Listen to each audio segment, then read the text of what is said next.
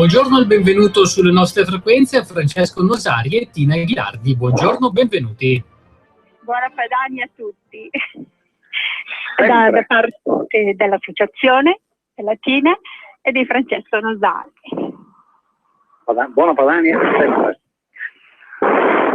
Siamo, dicevo prima al nostro regista, che siamo qui al ristorante della Pesa, all'angolo fra la via Fantoni e la via Capezzelato nella zona Rembrandt, per da un lato festeggiare i compleanni del marito di Tina, il mitico Giordano, e della mamma della Tina, quindi gente che nella Lega ha vissuto fin dall'origine, anche prima dell'origine, è un sentimento che c'era già prima. E dall'altro è la riunione, ne approfittiamo per la riunione annuale per mettere giù un po' le prospettive, i programmi della nostra associazione, l'associazione intitolata Roberto Ronchi, e rispetto alla quale dobbiamo anche poi calibrare un po' quello che intendiamo fare con quello che è l'indirizzo e la visione sociopolitica e culturale del mondo autonomista, indipendentista, federalista. Quindi tra un brindisi e l'altro, uno è anche in onore del nostro regista Roberto Colombo, tra un brindisi e l'altro si discute anche di cose serie, di cose impegnative, perché quello che diciamo, confermiamo, nessuno può smentire, è che mai avuto un euro da parte, neanche mezzo, da parte di nessuno. Ce ne abbiamo messi tanti noi e siamo felici di metterceli, sapendo però che il nostro lavoro deve essere ottimizzato, deve essere indirizzato, perché altrimenti si rischia di buttare via tempo e denaro per niente. Questo è un po' il motivo di queste riunioni. Ovviamente saremmo felicissimi di poter allargare riunioni di questo tipo, compresi i compleanni, a tutti gli associati, perché sarebbe una cosa più bella ancora. Solo che ci sono sempre le difficoltà logistiche, trovarsi, organizzare, fare, non è una cosa delle più semplici.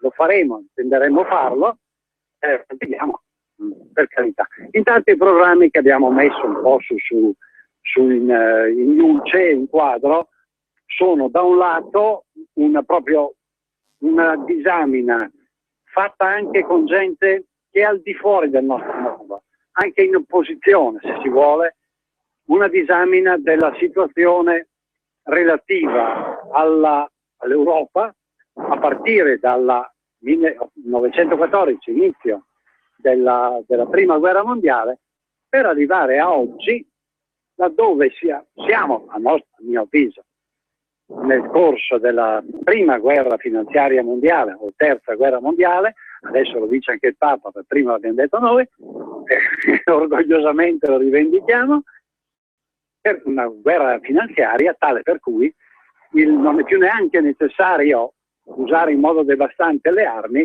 basta andare a comprare, a modificare, sopperiscono alle armi l'acquisto dei debiti, delle situazioni critiche dei diversi popoli, e così si pensa di impossessarsi insieme agli stati o alle strutture statuali anche dei popoli. È quello che bene o male sta succedendo al complesso dei popoli italici, e che la situazione sia drammatica e addirittura folle è data dal fatto che quella che fino a qualche anno fa, 10 anni fa neanche, era la seconda area produttiva del mondo, il Lombardo-Veneto, oggi è ridotta alla miseria.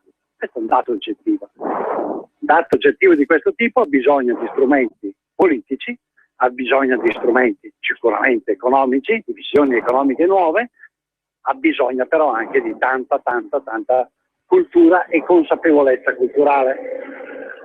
Allorché si afferma che l'euro, moneta che dovrebbe essere rappresentativa di un mercato unitario, è qualcosa di sbagliato fin dall'inizio, auspice il professor Prodi, questo gigante dell'intelligenza e dell'economia. Bene, quando si afferma quello, si afferma una scemenza, perché i mercati, l'abbiamo visto, ce ne sono tanti e quei tanti mercati bisogno di un punto di riferimento significativo che non può essere una moneta unica che rappresenta sostanzialmente un mercato unico. Questo lo capisce anche un deficiente, però a quanto pare molti con la L non l'hanno capito. Adesso sentiamo cosa ne pensa Tina, che è lì al tavolino che sta pensando a cosa dirmi. Sto pensando e sorridendo. Sto pensando e sorridendo, sì, va bene, siamo in una situazione drammatica dell'economia, questo non ce n'è proprio. Cioè, eravamo anche ieri proprio per la moschea che si vuole fare a Milano, nella zona della montagnetta di San Siro, eravamo lì a Lampugnano e anche lì ieri abbiamo visto che praticamente c'era un italiano, era un pugliese, però che praticamente aveva perso il lavoro, dove veniva fuori, non voleva soldi ma ha chiesto del cibo. Quindi questo è significativo del momento che si sta passando, nel senso che comunque poi ci sono casi che sentiamo che invece, cioè di questo, del fattore dell'economia, dell'euro, così ne abbiamo parlato tantissimo, e che a un certo punto non vuole ragionare con la propria testa, ma solamente in maniera ideologica capisce che l'euro non è una cosa che è stata valutata in modo adeguato per quella che era la situazione italiana. Per quanto invece riguarda i programmi dell'associazione, sì, è vero, ci vorrebbe un attimino capire bene l'indirizzo che bisogna dare. Per il momento siamo al 15 di novembre, sappiamo che ci sarà il Festival della Canzone Lombarda, c'è ancora 15 giorni di tempo, perché per la fine di ottobre chi volesse inviare da tutta la Lombardia presentarsi al Festival della Canzone Lombarda può comunque ancora scrivere al Centro Culturale Roberto Ronchi in via Rismondo 31 20 152 Milano, che comunque è un aspetto culturale che fa parte del nostro territorio e che si portano avanti determinate tradizioni, e che al di là della Canzone Lombarda sono comunque l'espressione della cultura, del lavoro, dei sentimenti che si hanno anche verso determinate categorie, che viene espresso attraverso la musica e le parole, che sono una poesia in sostanza, le parole di una canzone. Ecco, tutto questo aspetto, quello che al momento sta facendo. Dopodiché stiamo affrontando la questione Expo, nel senso che come associazione vogliamo partecipare a Expo, per cui il 22 sempre di novembre ci sarà, una prima rappresentazione jazzistica, proprio in occasione di una serie di concerti che verranno fatti in occasione di Expo. Questo è quanto stiamo facendo al momento attuale. Ecco, quindi Francesco, poi ok, d'accordo, le linee e tutto quanto, so e ti ho chiesto di preparare uno scritto per quanto riguarda la nostra posizione dopo tanti anni passati sulla prima guerra mondiale, quindi anche perché sappiamo che i libri vengono scritti in un determinato modo finché non si aprono determinati archivi, e quindi poi c'è una verità storica poi alla fine quando si aprono archivi. E poi non solo, ci sono anche interpretazioni diverse. Noi abbiamo vissuto col 1914 il primo ingresso in una situazione interna europea da parte degli Stati Uniti. Oggi viviamo la difesa da parte dello stesso Stato, gli Stati Uniti, una difesa di una supremazia, di un potere dove però quel che conta è sostanzialmente il denaro e non la persona.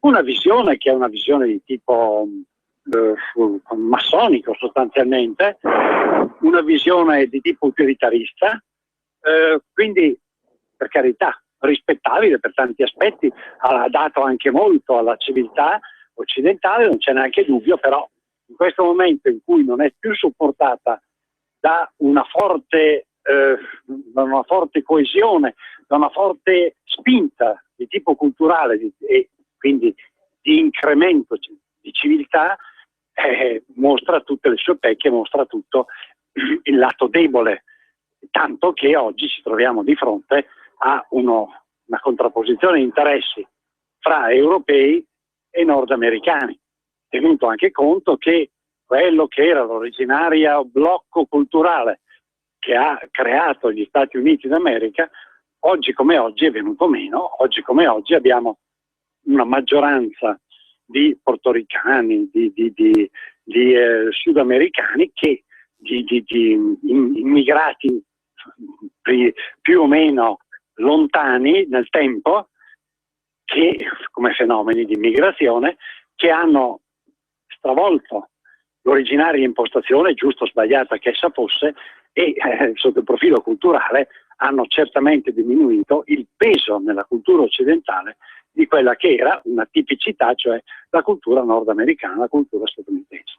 Questo è un dato oggettivo, dato col quale, un ulteriore dato, col quale in un momento da disperati come questo dobbiamo fare i conti, perché c'è anche questo un aspetto di imprevedibilità, tra virgolette, che mentre un tempo più o meno potevamo immaginare o sapere, o prevedere quali sarebbero stati i comportamenti, gli atteggiamenti, le operazioni che gli statunitensi avrebbero posto in atto, oggi la cosa è molto più problematica, molto più complessa, ma molto meno prevedibile. Ecco, questo è un po' l'insieme della situazione. Quindi davanti a una situazione di questo tipo, forse attrezzarsi culturalmente anche in modo diverso e soprattutto in modo diverso da quello che è stato imposto dal pensiero unico che si è cercato di far penetrare non solo, ma in tutta la società, quella del sud e quella del nord, è indubitabile, dell'Italia, è indubitabile che è un fatto ormai quasi necessario, quindi non è affatto escluso che sia un male, non è affatto detto che sia un male, potrebbe essere addirittura un bene, perché a questo punto forse è più facile la consapevolezza nel rispetto delle rispettive tradizioni e culture al sud come al nord per avere un atteggiamento di tipo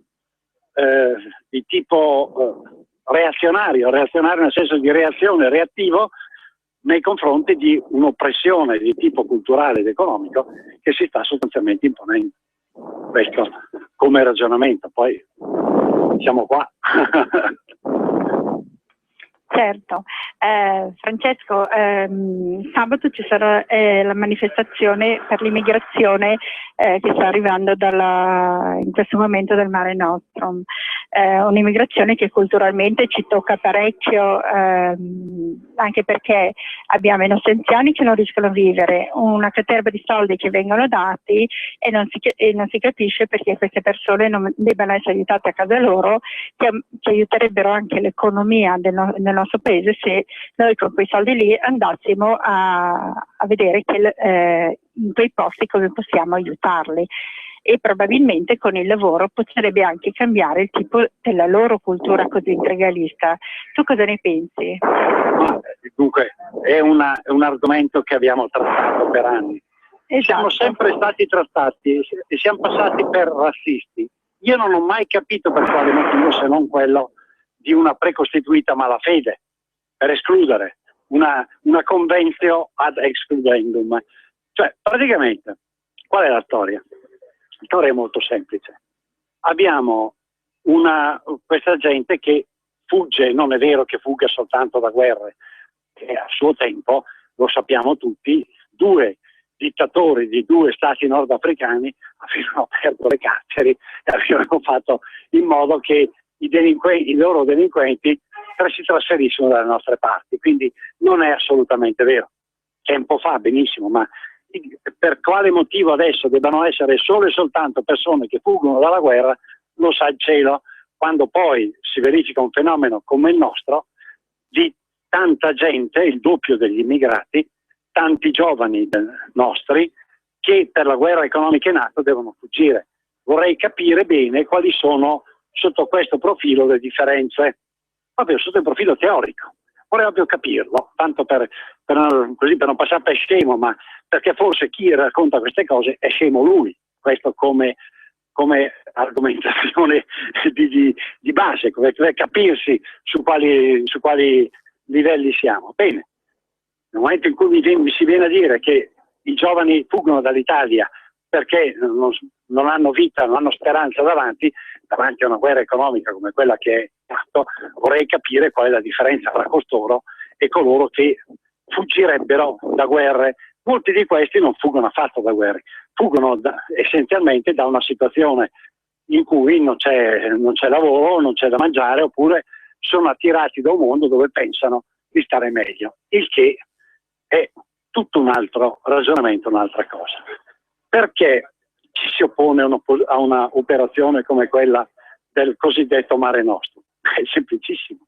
Cioè, fatemi capire, uno, dove questa gente, questi poveri gente, questi sfortunati, dove trovano i soldi per imbarcarsi e attraversare? Primo, a chi vanno quei soldi? Quei soldi vanno alla criminalità, per fare qualche miglia, perché poi noi spendiamo altri soldi per andare a prenderli, proprio anche dal punto di vista dei conti della serva.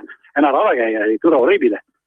Addirittura i criminali che si fanno pagare risparmiano a questo punto anche sulle barche, perché tanto c'è da fare poca strada, quindi ne muoiono adesso più di prima in modo esponenziale. E a lei, andiamo avanti. A questo punto pensare che questi criminali che fanno commercio di carne umana siano distinti e non collegati alla criminalità organizzata che sta dall'altra parte dell'Africa, cioè in Sicilia, in Calabria, o siamo scemi o siamo lo stesso, perché solo un cretino può credere che non siano d'accordo le due criminalità, perché se non sono d'accordo e non si guadagnano in due, colpifero che fanno un lavoro del genere. In Calabria e in Sicilia non arriverebbe neanche un moschino, poco ma sicuro. Quindi noi spendiamo, i criminali vengono pagati, noi paghiamo per di più ancora dei contributi agli stati che stanno dall'altra parte dell'Africa, quindi praticamente stiamo arricchendo, né più né meno, le criminalità dell'una sponda e dell'altra sponda del Mediterraneo. Le percentuali poi se le saranno distribuite fra di loro. Cinicamente potrei chiedermi per quale motivo, visto che bisogna prenderli tutti e accoglierli tutti, per quale motivo, già che ci siamo, non andiamo a prenderli, facciamo pagare il biglietto, almeno i soldi li pigliamo noi, facciamo lavorare una nostra compagnia, che sarebbe la cosa più ovvia, facciamo un servizio di autobus e ci facciamo pagare. Dopodiché, già che viste le cifre che pagano questi qua, ci facciamo pagare anche quegli alberghi che a nostre spese ricevono, accolgono e mantengono tutta questa gente, quando i nostri pensionati devono andare a ricercare nelle cassette del mercato i rifiuti per poter mangiare. Perché questo poi è l'insieme degli eventi. In una follia di questo tipo, in cui chiaramente c'è chi ci guadagna, perché il cosiddetto terzo settore, quelli che fanno il volontariato a pagamento, è evidente che di quella storia qui ci guadagnano. Comunque non ci perdono. È la fantasia, è la creativa, il lavoro creativo questo qua. Cioè dove non esiste assolutamente lavoro, si fanno pagare gli altri a mantenere, non si capisce bene chi, però tutta gente che ha in mano, che ha in tasca tessere di partito, questo poco ma sicuro. Ora, a questo punto la domanda è, ma Francesco? una follia di questo tipo merita da parte di chiunque di andare in piazza e chiedere conto di una porcata, di una porcheria di questo tipo o no? Abbiamo una chiamata in attesa. Che chiedo ai nostri radioascoltatori, merita o no? È una cosa che fa accapponare la pelle, che fa incazzare appena sentirla dire o no? Che ci sia un Homer Simpson che dice che è una cosa sacra, ma chi se ne frega? Francesco, è il buon senso della gente che deve chiedersi, che roba è? Francesco, abbiamo una telefonata in linea. Pronto? Pronto? Ciao a tutti, sono Alberto da Torino. Buongiorno a voi. A tutti. Io parto sull'onda del merita, certamente merita, però faccio una domanda con un piccolo sguardo per noi allo specchietto retrovisore. Questa auspicata reazione da nord a sud, che sarebbe certamente una cosa che potrebbe risultare anche vincente, fino a che punto a noi pone il problema del quel che ieri era Padania, oggi è Italia, voglio dire, la difesa che facevamo 15-20 anni fa dei valori territoriali in contrapposizione allo Stato nazionale accentratore, oggi è forse e in che misura superata dal fatto che la necessità è quella di allargare la base territoriale per difenderci da qualcosa che è fuori e viene da fuori dello Stato nazionale. Hai evocato Stati Uniti, partiamo dall'Europa e chi più ne ha più ne metta. Questa è la domanda che mi faccio, che vi faccio, anche perché oggi, diciamo, il vecchio militante si trova, nonostante tutto, dentro di sé a farsi un pochettino i conti rispetto a quello che è l'articolo 1 del nostro statuto. Lascio spazio e vi saluto caramente. Buona domenica. Ti ringrazio, chiarissimo come sempre. Rispondo per me e dando proprio un mio parere personale. La Padania è più attuale che mai, anzi è più attuale di prima. Lo Stato nazionale italiano, centralizzato, centralistico, è morto già alla seconda guerra mondiale, alla fine della seconda guerra mondiale. A mio modesto avviso non ha ragione di esistere come tale, come struttura, così come è oggi. E infatti sta crollando, sta tirando a fondo tutto quanto, perché è una struttura folle, già proprio come concezione, concettualmente tale. E anche in Europa gli stati che stanno in piedi, guarda caso, sono stati federali. Gli altri stanno andando a fondo. Quelli centralizzati, chissà come mai, stanno andando a fondo. E la colpa gravissima, il crimine della classe politica, dei partiti che 30 anni fa non hanno voluto ascoltare quello che magari in modo rozzo, non in modo chiarissimo, ma che era comprensibilissimo, per motivi di potere non hanno voluto ascoltare, e cioè l'invito a esaminare un'ipotesi federalistica, oggi sono i primi responsabili criminali, sotto il profilo morale almeno, della situazione attuale. Questo tanto per dire come la penso io, per carità poi un altro può pensare come cavolo vuole. Ora, quindi più attuale che mai. Certo, venendo meno la struttura, necessariamente venendo meno, la struttura dello Stato nazionale unitario e centralizzato italiano, dobbiamo guardare a un'Europa diversa. Un'Europa in cui è stato commesso da parte di coloro che detengono il potere degli Stati nazionali l'errore ancora più clamoroso di affidare a un gruppo, un insieme di burocrati la gestione di una unione di Stati, per non dire che ciascuno di essi aveva dovuto necessariamente rinunciare a una fetta della sua sovranità.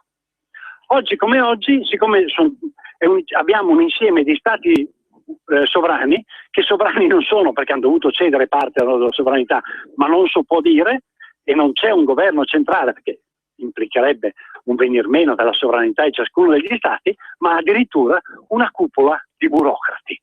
Siamo arrivati a questo livello. Che una cosa di questo genere non stia in piedi, questo lo capiscono tutti. Non c'è dubbio. Anche per questo, secondo me, sabato prossimo dobbiamo essere lì. Perché anche questo dobbiamo dire. Perché in una situazione diversa, in cui si hanno aree omogenee, settori omogenei, come la Padania insieme alla Carinzia, insieme alla Baviera, per carità va benissimo tutto, cioè zone omogenee, la mitteleuropea va benissimo. Ora, in questo insieme necessariamente coeso, che moltiplica le basi d'appoggio rispetto a una globalizzazione che quando gira per il verso sbagliato è devastante, quindi base d'appoggio che consente di differenziare il rischio e il pericolo, da un lato, dall'altro, insieme a questa differenziazione serve evidentemente un'Europa che sia un'Europa che fa da collante e da collettore di questi popoli che tali si sentono, che a questo punto possono vedere almeno sotto il profilo culturale, ma non solo, anche della civiltà, l'Europa come la loro patria, nuova patria. Noi la nostra patria ce l'abbiamo, se siamo a Padania, mi so che a Milano, e so contento che a Milano, signori, ditemi il rovescio. E sulla parola della parola Padania, dolce Padania, dobbiamo salutare. E quindi ci vediamo sabato prossimo. Un saluto dal Centro Culturale Roberto Ronchi, da Tina e da Francesco. Un abbraccio a tutti, viva il Lombardo Veneto, viva l'Europa dei popoli. Nel ringraziare i nostri conduttori anche a livello personale per l'annunciato brindisi che hanno annunciato prima dell'inizio della loro trasmissione, vi ricordo che abbiamo ascoltato lo spazio del Centro Culturale Roberto Ronchi.